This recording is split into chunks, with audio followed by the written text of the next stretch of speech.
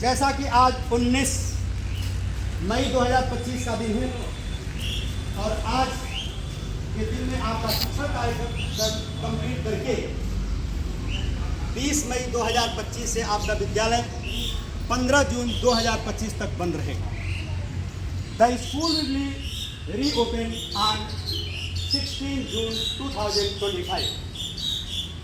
तो इस विषय पर सबसे पहले मैं आपको ये बताना चाहता हूँ कि ज़िंदगी में दूसरे की अर्थात अपनों की रक्षा हमें कैसे करनी है, उनकी सहायता हमें कैसे करनी है।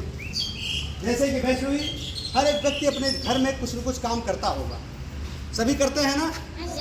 वैष्णवी, आप ये बताइए कि आप अपनी मम्मी के किस कार्य में सहयोग करती हैं? जी, माँ ने मम्मी के खाना बनवाने और पानी भरवाने में मदद। बहुत सुंदर, इनके लिए क्लैप कर दीजिए। ये हमारी पृथ्वी आप देख रहे हैं, ये हमारे वृक्ष देख रहे हैं बरगद का। जैसा कि एक दिन एक्टिविटी कराया था कि छाया प्रदान करता है, इसके पत्ते भी हमें, पत्तों से हमें क्या मिलता है? ऑक्सीजन और बहुत सारी चीज़ें के लिए इसका काम में आता है। Yes sir. तो जब हमारे पेड़ पौधे इतने कार्य करते हैं तो क्यों हम इस काम को करने के लिए करने देते हैं? इसके लिए एक छोटा सा चीज सुनाता हूँ आपको कि जग में सचर अचर जितने हैं सारे कर्म निरत हैं और धुन है एक न एक सभी की, सबके निश्चित व्रत हैं। जीवन भर आतप सह वसुधा पर छाया करता है और तुच्छ पत्र के भी स्वकर्म में कैसी तत्परता है। अब आते हैं हम लोग, कहने का मतलब वृक्ष भी हमारे लिए तत्पर है, अपने आप को डेडिकेशन करने के लिए हमेशा बहुत धूप खा करके भी हमें छाया प्रदान करते हैं। ठीक है बच्चों, इसी प्रकार से जब आप स्कूल पढ़ने आते हैं तो विद्या का क्या काम है?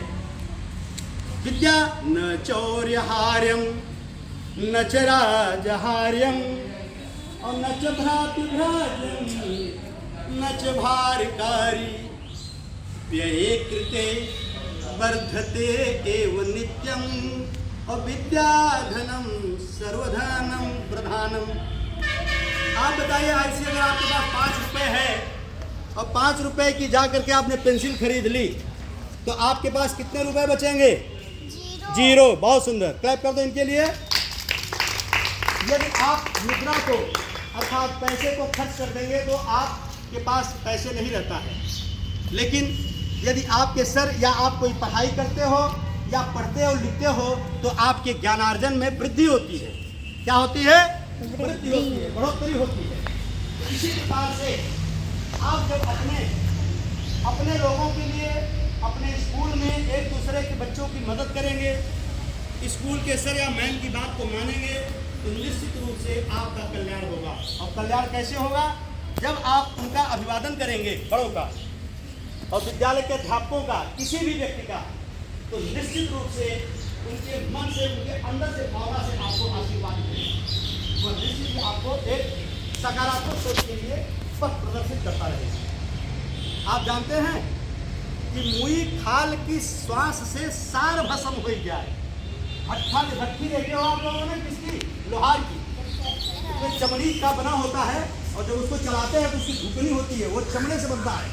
तो उसके, हाँ बताइए आप, जब उसको चलाते हैं कैसे बोलो? हाँ, तो उससे जो हवा निकलती है, हवा का जो है, हवा की वजह से उस आग की जो है लपट और तेज बढ़ती है, तो जो लोहे जैसे चीज को लाल कर देता है और जब उस पर लोहा जो है हथौड़ी से मारता है तो पानी जैसे लोहा फैल जाता है।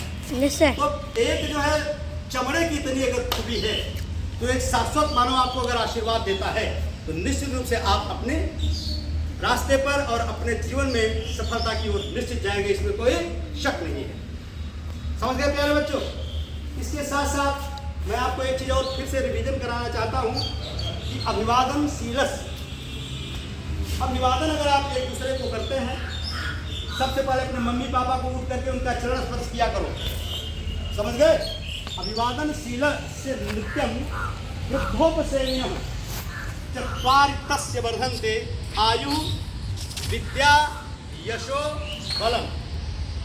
यदि आप देखिए, सुबह सुबह भी हम लोगों ने ये किया, प्रार्थना किया कि सुबह सवेरे लेकर तेरा नाम लो। तो जब भगवान का नाम के साथ किसी चीज की शुरुआत करते हैं तो निश्चित रूप से हम आगे बढ़ेंगे और ईश्वर का हमारे ऊपर हमेशा छत्र छाया रहेगा और हम जिंदगी में निश्चित रूप से सफल होंगे। इन्हीं बातों के साथ सभी बच्चे मेरे साथ बोलेंगे, भारत माता की जय, भारत माता की जय, वीर बच्चों की जय, जय हिंद, जय भारत।